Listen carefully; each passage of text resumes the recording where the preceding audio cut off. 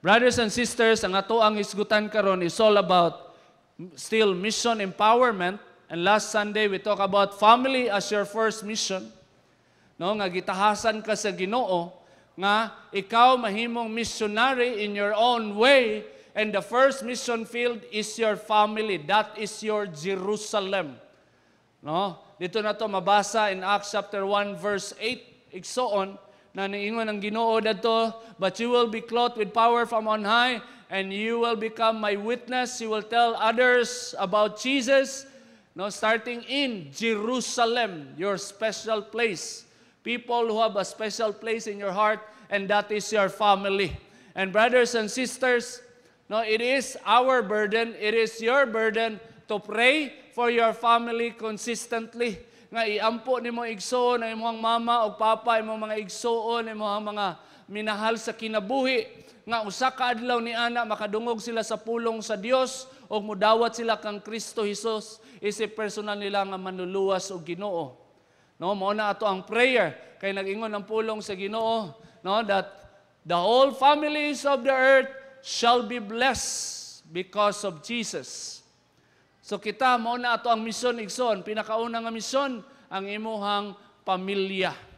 No, ang imuhang mga minahal sa kinabuhi, mao na imuhang misyonan igsoon. Ayo sa pagunahuna nga moadto ka to the ends of the earth, moadto kag Africa.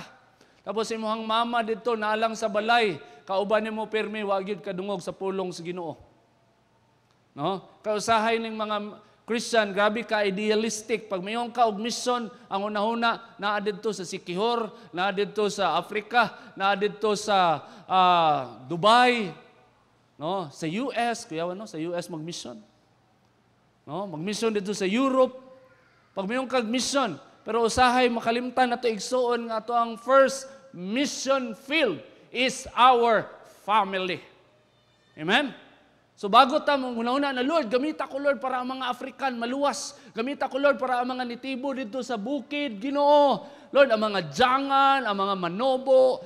Lord, gamita ko Ginoo para mga luwas sila. Bago ka maingon ana, maingon sa ka, Lord, gamita ko Lord para maluwas ako ang pamilya. Amen? Okay ba na igsoon? No? Muna mong first i-pray.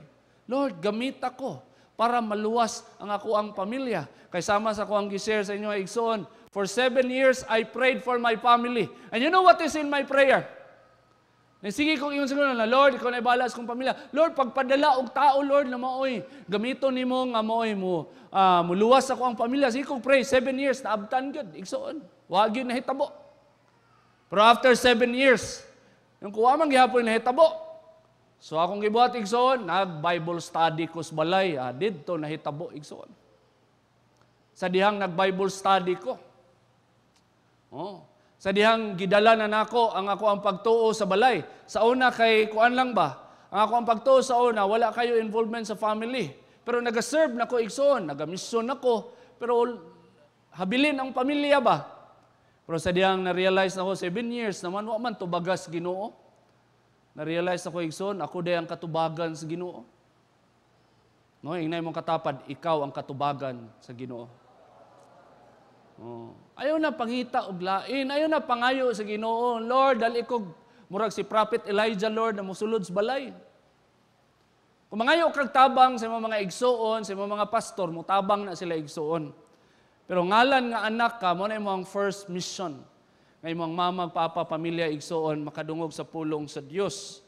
And right now, mupadayon ta igsoon, ang ato ang emphasize din kaning ingon ni Jesus, and you will be my witnesses, telling people about me everywhere in Jerusalem, throughout Judea. So atong isgutan, Judea igsoon. What is Judea?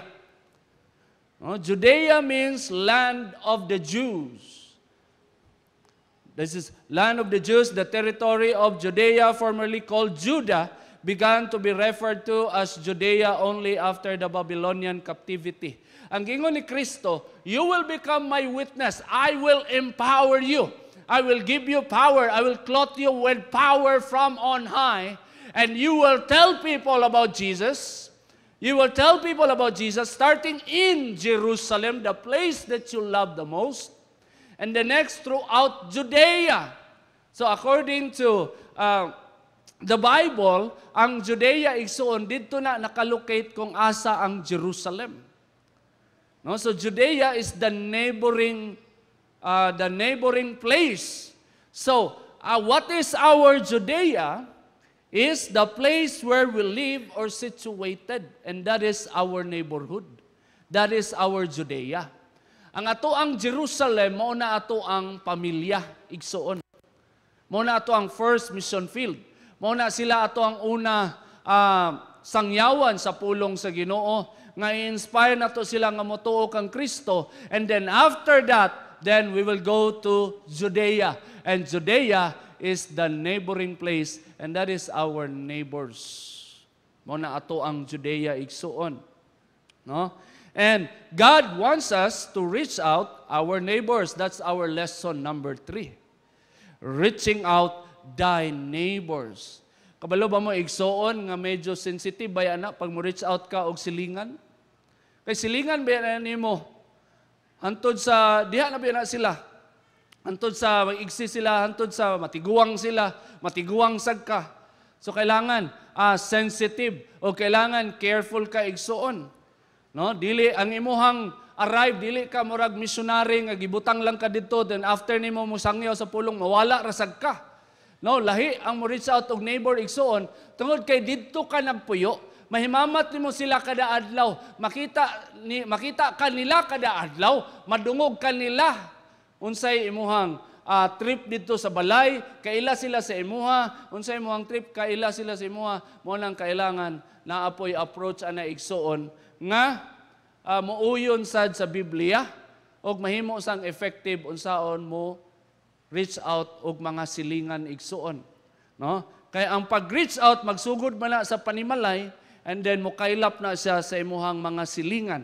Tungod kay ana man igsuon diha sad ma-fulfill ang giingon ni Kristo that love your neighbor as you love yourself. No, nga naa kay gugma sa imong silingan, mangutana ka, how can I love my neighbor? The greatest love that you can give to your neighbor is to care for their soul. No? Nga magpakabana ka sa ilahang kalag-igsuon. No? Nga kung wala sila sa sabakan sa Ginoo, maimpierno sila, mao gid na siya.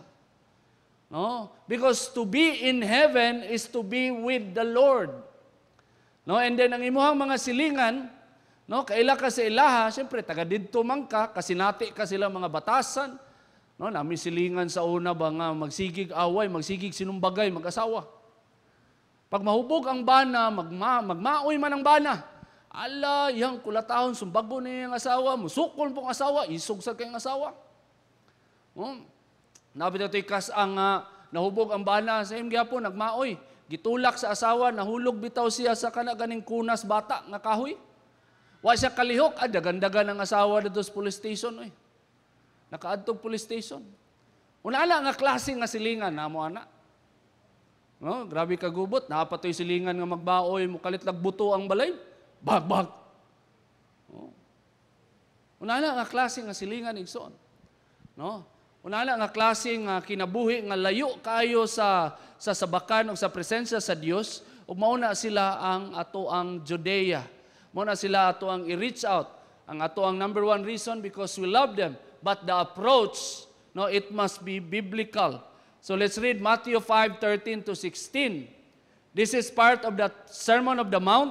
Og mo na igingon ni Kristo sa iyang mga followers. No, in verse 13, you are the salt of the earth.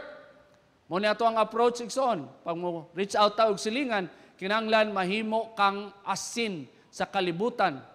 Amen? Dili mahimong himarat. No, salt of the earth. Brad, parat na magay kag singot. No, basketball inaganahan mo dula sa mo. Kay singot parat kay ka dili sa you are the salt of the earth. But what good is salt if it has lost its flavor? Can you make it salty again? It will be thrown out and trampled underfoot as worthless. No, gihagit sa Ginoo o giingon ni Kristo nga iyang mga followers, you are the salt of the earth. Oh, you are the salt of the earth. Para mahimong effective ang usa ka asin igsoon, di man na mahimong effective nga ibutang nimo dinhi, tapos ibalhin na sa nimo didto, tapos ibalhin na sa nimo didto. Wa jud mamarinate. Pero kung asin di ay ka, nya asa ka gibutang sa Ginoo, no, asa ka nagpuyo, Bukana, Agdao, Baryo Patay, no? O asa man ka nga baryo igsoon, ngalan nga gitawag ka nga asin, gusto niya didto ka. Kay pag tanggalon nimo ang asin, walay mamarinate. No? Pero pag magpabilin ka dito igsoon, kung asa ka gibutang sa Ginoo, mahimo kang asin o for sure igsoon na adyoy mahitabo. Amen? No, kasi nakabuhat na diri ginamos. Ginamos ba? Diba? Lami kayong ginamos, no? From pagbuhat ana igsoon. No, simple naman, butangan ra nimo og asin, palit kag mga bulinaw. No? Pagkahuman, butangan nimo og asin, tapos sulod nimo garapa, butangan pa nimo og ahos gamay. No, sulod nimo garapa after 1 month, grabe, Mickey Mouse na. No, mouse. Kanang mouse gid ha. Oh, mo man gingon nila, di ba?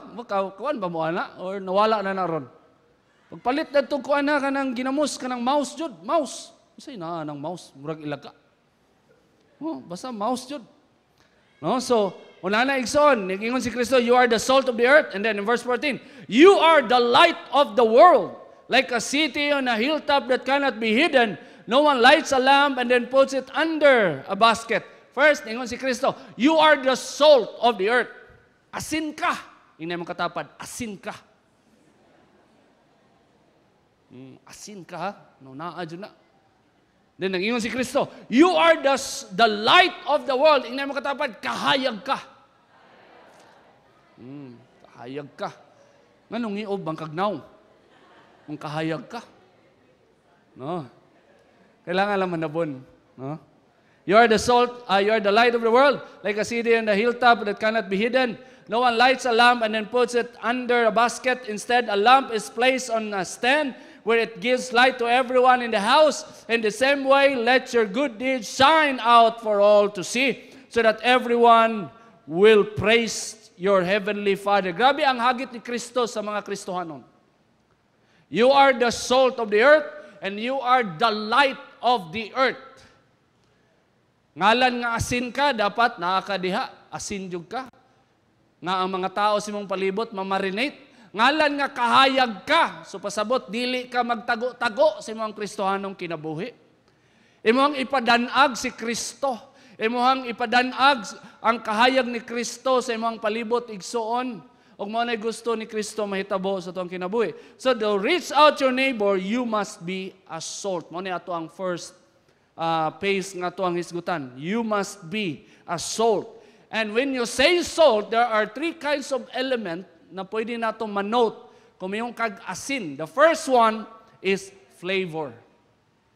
Diba? Ang asin, mohatag man siyag panlasa, igsoon. Ato ang hibalan, igsoon. No, sa una, sa bukid, kinahanglan na adyo kay asin sa imong balay. Kabalo ba mo, ana? Nang giingon sa mga katiguangan, nga dapat di gyud ta mahutdag asin ha. Dapat na agyud tay asin. No, mangutana ka ngano di ay nay? Kay muduol ang mga abat pag walay asin. Oh, pampahabog sa mga abat. No? Dapat naagi asin. No, imagine na sa ng pagkaon nga walay asin igsoon, lisod kay kaunon. No, lahi ra kayo haskang tabanga. No? So the first thing na manote nato is flavor from salt. And what is that? Something that makes people love our faith. Kana ba imong pagtuo igsoon, naghatag ba na siya og flavor? Ha? Kana imo ang relasyon sa Ginoo, naghatag ba siya og flavor sa imong silingan? Naghatag ba siya og kanang rason sa imong mga silingan nga higugmaon nila imong ginabuhat, imong pagtuo? No, mo na importante. Ug mo na gusto ni Kristo nga ikaw mahimo kang asin, nga maghatag kag flavor, panlasa. No, nga ang mga tao nga makatilaw sa imong Kristohanong kinabuhi, makakita sa imong Kristohanong kinabuhi igsoon, they will love your faith and they will love your relationship with God. So how do we manifest that flavor? First, be good to your neighbor. Be good to your neighbor. Pagbuhat og maayo sa imong silingan. When you say goodness, the quality of being morally good or virtuous. So isip Kristohanon, kung gusto ka mahimong asin sa katilingban, igsoon, gusto ka mahimong asin sa inyong lugar, the first thing na imuhang goal, target nimo, is you have to do good to your neighbor. You need to show that you are morally good. You are a virtuous woman. You are a virtuous man. You are morally upright. And you do good to your neighbor. Imagine na, di ba? Pag naay mo buhat sa imuhag maayo, silingan nimo, di ba? Malipay ka. Amen? No? Pag imuhang balay, na kay problema dito, nya naay silingan mo dool, mo tabang sa imuha, di ba? Malipay ka. No? Nga naay magbayanihan sa imuhang balay, naay mo tabang sa imuha, silingan nimo, nagpakibana, magkay malipay, magkaigsoon, o sila sad malipay na igsoon if you do good to your neighbor. No? And then second, be kind to your neighbor. No, you do good to your neighbor, you show that you are a moral person. Mabuhat kag maayo sa imong silingan igsoon, di nimo sila kawatan, di nimo sila libakon, dili nimo sila buhatag dili mao, dili nimo sila utangan nga di nimo bayaran. That's doing good to your neighbor. No? Na mahimo jud kang good example. No, mahimo jud kang tinuod nga asin, nadyo'y flavor. Pag motanaw sila sa imo, ma-bless sila. Wa sila kaila sa Ginoo, pero pinaagi sa mong kinabuhi makaila sila. The next, be kind to your neighbor. And you know what is kindness? Now, according to the dictionary, kindness is the quality of being friendly, generous, and considerate. No? Be kind to your neighbor. Pasabot na igsoon na magtuon sad ka, Kristohanon ka. No, you do not belong to the world, but you have to be friendly with your neighbors. Amen? You are kind to your neighbor, you are friendly, you are generous, and you are considerate to your neighbor. No, dili ka dito representative sa langit, tapos ang madungog lang sa mga tao sa imuha is your judgment. No, that you judge your neighbors, walay paglaom kabalo man kaigsoon nga ang tao bisag unsaon pa nimo nagdrawing, basta wala na sila sa sabakan sa Ginoo, maimpierno gina sila. And the manifestation of a life that is in hell, that is separated with God, is that they will manifest immorality. They will manifest unrighteousness. And then you are there. If you are a kind person, you will not judge right away those people, but you give them grace, you are generous, you are friendly, and you are considerate. Mingon kasi mong kaugalingon, sige lang, kasabot si ko ani, anong naunani ni sila, kay unani sa ko sa una. Amen? Kasabot ka sa mong silingan, anong unana siya, kay unana ka sa una. So imo ang mission, ng kanang tawhana, you are kind because you have a mission. And what is your mission? You want to share Jesus for that person. Because that is the only way. No? Na yung mga extreme evangelical, nga magsige silag pamadlo, magsige silag pamuna, magsige silag panghinaway sa mga tao silang palibot, ang effect igsoon, di na moto ang mga tao. Di na maminaw sa gospel. No? Pero kung ang imuhang approach igsoon, dili sa ka mamadlong kay wala na sense. Kinahanglan sa na nimo amiguhon sila, o kinahanglan sa ipabati nimo sa ilaha nga concern ka sa ilaha. Nga maayong tao ka, og naa kay generosity. No, kabalo ka mo hatag sa imong silingan, kabalo ka mo show og kindness sa imong silingan, o pag mabati nila nga di day ka nila kalaban, didto na ka maka-share igsoon. Og didto na sad ka makabadlong. You share the gospel and then badlongon din imong silingan. Kanang mga marites, no, daghan biya na sa impyerno. Diyan na nimo ingon pag na-share na nimo si Jesus. Pag wala pa nimo na-share si Jesus, ayaw jud ingon ana kay na. Masuko gyud ang mga marites. Oh. Pero pag ma-share na nimo si Jesus, makayo na mao di ay. Oh, baday na mag good marites na lang ta, mag Bible study na lang ta. Oh, good marites, Bible study ang buhaton. No? And then, ikatulo, be hospitable always to your neighbor. Be hospitable always. No? Hospitable, friendly, and welcoming to strangers or guests. Na igsoon, ang hagit sa Bible is all Christians, all of us, kailangan ta maging hospitable. Pero kailangan sa ta maging wise. No? Labi na sa mga strangers. Kailangan mga strangers nga scammers. Kung napoy mga strangers nga magsigi og convince sa imuha and then magsigi nagtanatanaw sa palibot unsay makawat sa imuhang balay. Kaya napon may silingan sa una nga nain nisulod silang balay, gikawatan sila og strangers. So kailangan maging careful sa ka. When you say hospitable, you are showing that you are friendly and you are a welcoming person, but you are wise. Amen? No?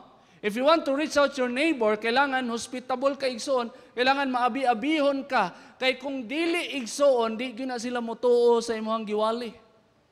Pag dili ka maayo sa ilaha, pag dili ka generous sa ilaha, pag dili ka hospitable, di gyud na sila motuo sa imong giwali igsoon. Mo gani nang lisura ba na pastor? Mao gani nang daghag Christian moingon na, Lord, send me to the ends of the earth. Gusto nila to the ends of the earth lang kay di kailangan manilingan. Gusto nila to the ends of the earth kay way nakaila sa ilaha. Wala daghag mo ampo ana. But right now, God is opening your mind. He will clothe you with power from on high, and He wants you to testify to Jerusalem and to Judea, your neighborhood, your neighbors. No, you do good, you do kindness, and you be hospitable for them. Proverbs 19:6-7, gingon din ni igsoon. Many seek favors from a ruler. Everyone is the friend of a person who gives gifts. Kabalo mo ana nga prinsipyo. Pag manggihatagon ka, friend ka sa tanan. Kabalo mo ana? My friend! Diba? Daghan kay my friend sa imuha. Pag manggihatagon ka. No, niingon po na sa Biblia, that's the principle of the world. No, pag manggihatagon ka, daghan ka gigala. Now, pag daghan ka gigala, musangyaw ka sa pulong sa Ginoo, daghag maminaw nimo. Silingan ha? Oh. Mo kay lang bitaw pag mag-reach out ta igsuon, di ba? Unsa atong ginabuhat? Give Love program. Dalatag bugas, dalatag mga dilata, muhatag ta sa ilaha. Nga naman, gusto na to ipabati sa ilaha nga importante sila.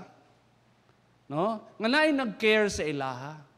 Nga naay naghunahuna sa ilaha. Then after that, we share God's word. It's the same with your neighbors.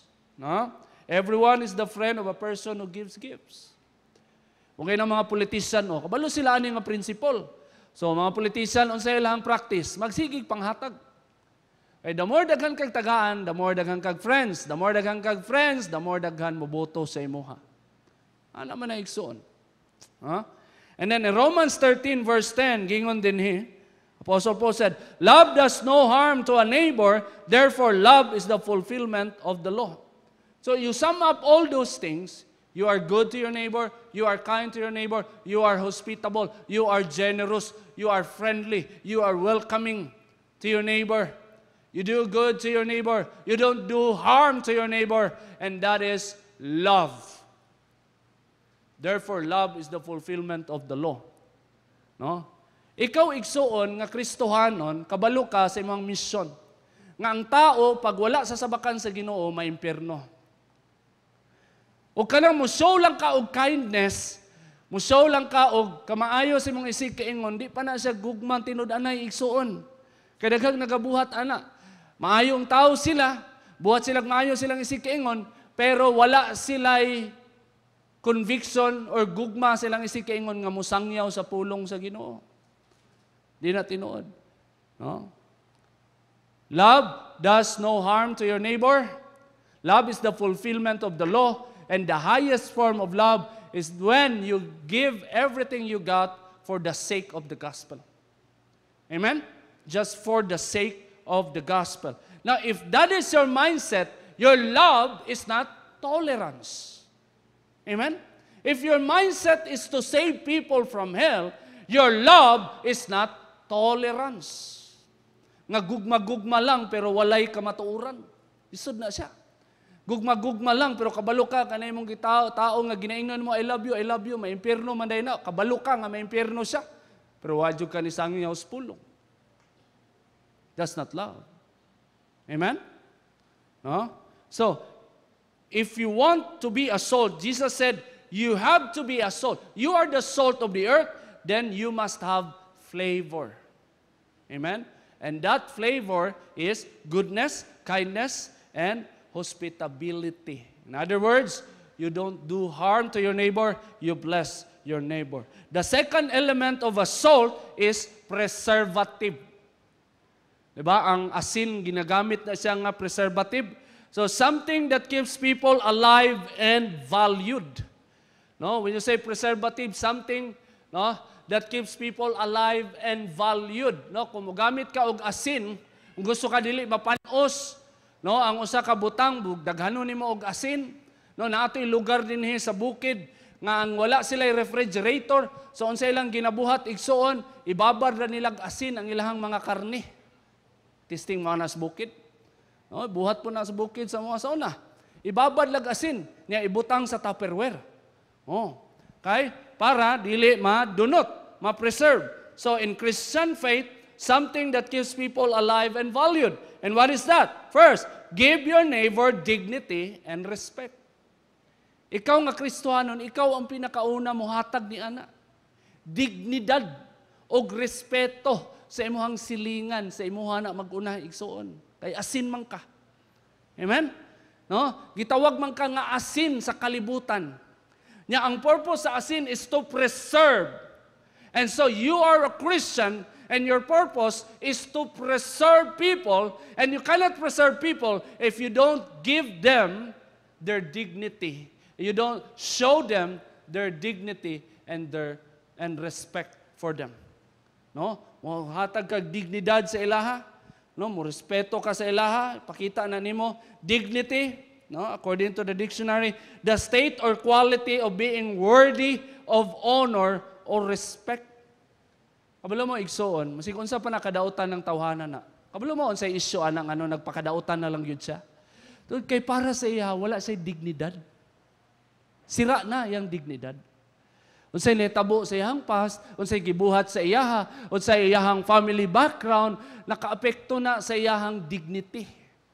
Munang siya sad wala siya respeto sa iyang kaugalingon. Mga tao nga walay respeto silang kaugalingon, nagapakaulaw na sila sa public igsoon. So ikaw nga Kristohanon, ikaw ang muhatag sa iyahang dignity. Brad, no? Your dignity is in the Lord. Brad, I respect you because God created you. No? Ikaw, makauna-una sila, napaday sila dignity. Karespeto paday sila. No? Ikaduha, convince them that they are valued. No? Mga tao igsuon nga walay value or walay self-worth, no? Kay nadungog lagi nila, nga aksidente lang sila, wala sila na-appeal sa plano, sa family planning, no? Ginaingnan sila nga anak sila sa liking kawayan, ilang papa nahubog na nalumos sa sabaw, alam mo na mga istoryahan na, no? Pasabot ana, nga pariwara ka, wala broken family ka, wala kay pamilya, ang mga tao igsuon, wala sila self-worth, wala sila value silang kaugalingon, mapariwara sila. So isip ikaw nga Kristohanon, then you convince those people that they are valued. You ask yourself, nganong namatay man si Kristo sa cross? Nganong namatay man siya? No? Kung tanaw nila silang kaugalingon, basura sila. Wala sila'y pulos, nganong si Kristo namatay sa cross? Namatay ba si Kristo para sa mga basura? Amen? Namatay ba si Kristo para sa mga tao nga walay pulos? Unana kabililhon, igsoon. Unana ang value. Makita na nimo sa unsay gibuhat ni Kristo sa cross. No? Self-worth is the sense of one's own value or worth of a person, not based on external factors. Self-worth. Imuhang intrinsic motivation o imuhang pananaw sa imong kaugalingon nga naabay bili ang imong kinabuhi. Kaya ang usa ka tao nga walay bili sa iyang kinabuhi, maghikog siya, igsoon. Nasa'y mga depressive thoughts. Kay walay bili sa iyang kinabuhi, No, tanaw niya aksidente lang siya, dili siya importante, walay pakialam sa iyang mga ginikanan, wala siya mama, wala siya papa, walay nagmahal sa iyaha. And you, as a salt of the earth, you have to preserve that person. Amen? No? Give that person dignity, respect, convince that person that she or he is valued by God. Kay namatay si Kristo, dili alang sa mga basura. Pasabot na, importante sila. Gipakamatyan sila ni Kristo. No? Ikatulo, help them find their purpose. No, tabangan nimo sila nga makita nila ilang purpose. Unsay meaning sa purpose? The reason for which something is done or created or for which something exists. No, ikaw isip asin sa imong silingan. Ikaw igsoon pinaagi sa imong kinabuhi, pinaagi sa mga pulong nga mubungat sa imong baba. May baluan nila ang ilang purpose. May baluan nila nga naa pa day sila pulos. Nga gimugna day sila sa Ginoo, dili sila aksidente. Og ang tumong sa Ginoo silang kinabuhi nga sila maghatag og kahimayaan sa Dios. Unana ang ilang purpose. No? Ug mahitabo lang na igsoon if you share the gospel. Amen? But you uplift them. Ikani mga klase nga tao igsoon na gusto nimo i-preserve, na ni tendency nga ma-depress, na tendency nga maghikog. No? In Proverbs 12:25, gingon din ni igsoon, anxiety in the heart of man causes depression. Unsa may kabalakan sa tao? Na madawat siya, ma-accept siya, nga naay mo appreciate sa iyaha, na naay mo love sa iyaha, naay mo sugot sa iyaha pag manguyab siya. Oh. Nga naay mo accept, mo dawat sa imong mga failures, weaknesses, no? Pang anxiety igsoon na kay mga kabalaka mag-cause ng depression. But according to the word of God, but a good word makes it glad. A good word. And the word of God is more than just a good word. The word of God is the word eternal. The gospel, what Christ did on the cross and how God raised him from the dead is more than just a good word. That's eternal life. Amen? That's eternal life. Maunay tubag, maunay tambal sa mga silingan nimo igsuon na grabe kayo ka depressive, grabe kayo ka pariwara, grabe kayo nahisalaag igsuon. Now in Romans 15 verse 2, gingon din each of us should please our neighbors for their good, to build them up. That's our purpose. Asin ta igsuon. Ang purpose sa tuang pagkaasin is i-preserve ang mga kalag. Kung saan sila pag-preserve, makadungog sila og pulong nga mohatag sila dignity, mohatag sila respeto silang kaugalingon, makadungog sila og pulong igsuon nga makonvince sila nga valuable sila, na makadungog sila og pulong igsuon nga makonvince sila igsuon nga naa pa sila'y purpose, naa sila'y tumong. No? Na yung mga tao nga na-depress, kaya naalang sila sa balay, magsigilag panlaba. Magunahuna sila, hantod na lang ba, mamatay ko, mauna lang kini akong buhaton, magsigig panlaba sa sinina, sa kumbala. Tapos naaka dito. No? No? I-reveal ni mo ang tawhana.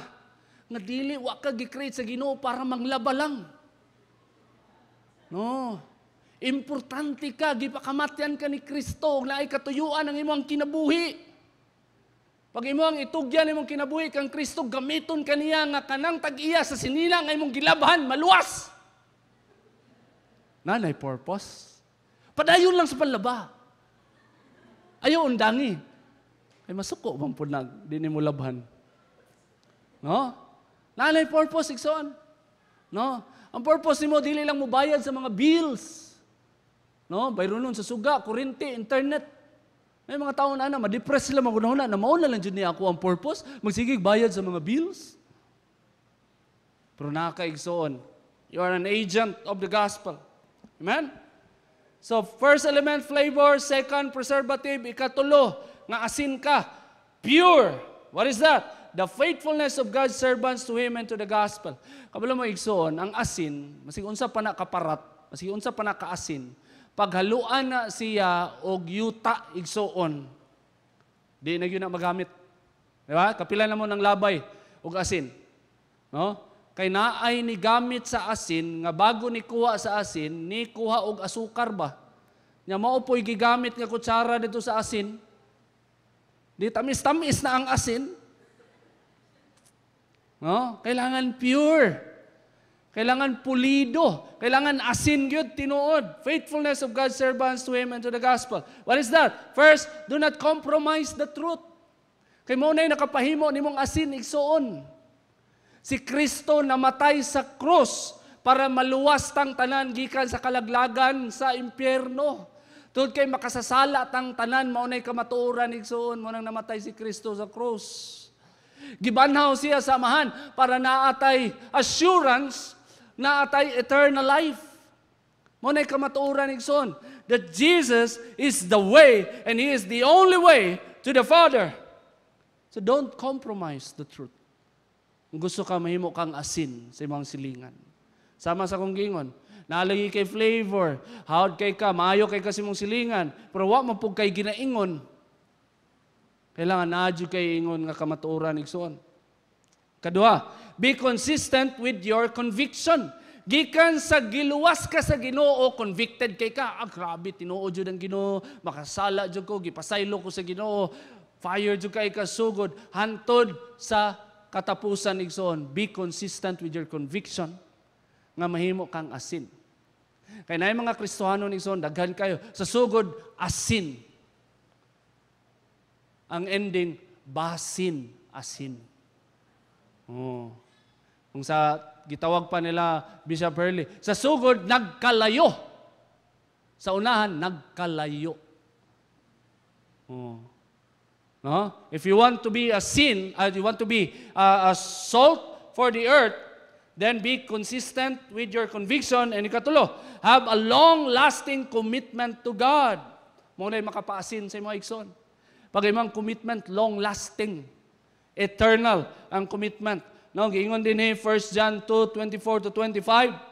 So you must remain faithful to what you have been taught from the beginning.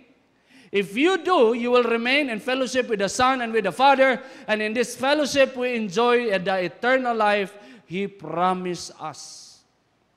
Igsoon, daghan man jud kanang kapakyasan ang kinabuhi, no, dagag testing.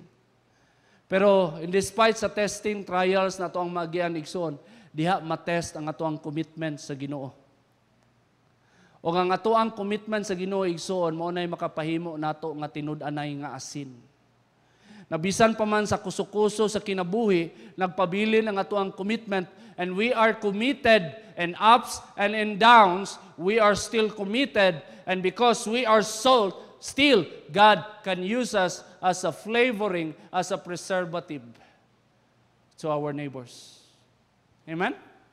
No? Umunay gusto sa Ginoo igsoon nga kita as mga anak niya, we must be the salt of the earth. Word to remember.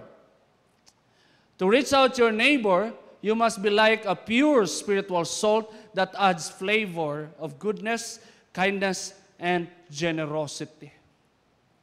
Kung gusto nimo reach out imuhang silingan, then you must consider to be a salt that gives flavor to your society. In this way, people will love the truth and come to know the Lord. Let us all stand.